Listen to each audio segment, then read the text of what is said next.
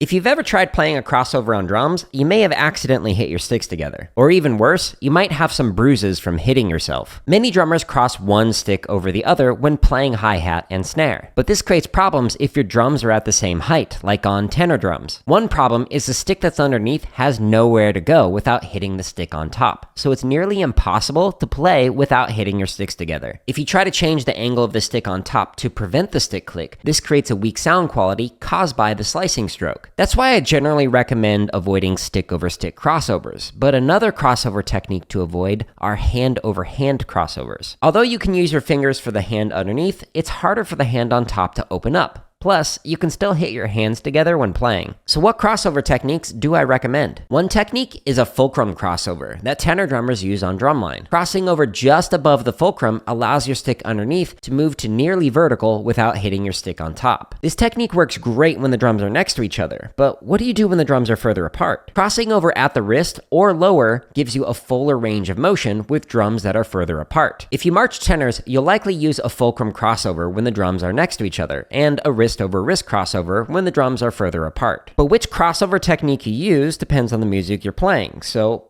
how do you practice these techniques? One way to practice crossovers is to play something you normally play on one drum, but play with one hand crossing over the entire time. Practice this with both the fulcrum and wrist over wrist crossovers. Just make sure to switch which hand is on top so you can play crossovers with either hand. One way to practice crossovers is to put all of the tops on one drum and all of the accents on a different drum. For example, this is what flam accents look like when the tops are on one drum and the accents are on another drum. Once you get that down, switch directions to practice crossing over with the other hand. If you want to get extra fancy, you can move the accents around the drums. When practicing crossovers, focus on low taps and a relaxed sound quality. The higher your taps are and the tighter your hands, the harder it is to play. If you're looking for some exercises to practice crossovers, my YouTube channel's home tab has thousands of free exercises, like these playlists that focus on accent taps and flams. Once you get those technique exercises down, try doing crossovers with different grid variations and chop exercises. Use the timestamps in each description to jump to a specific BPM or drumming tip.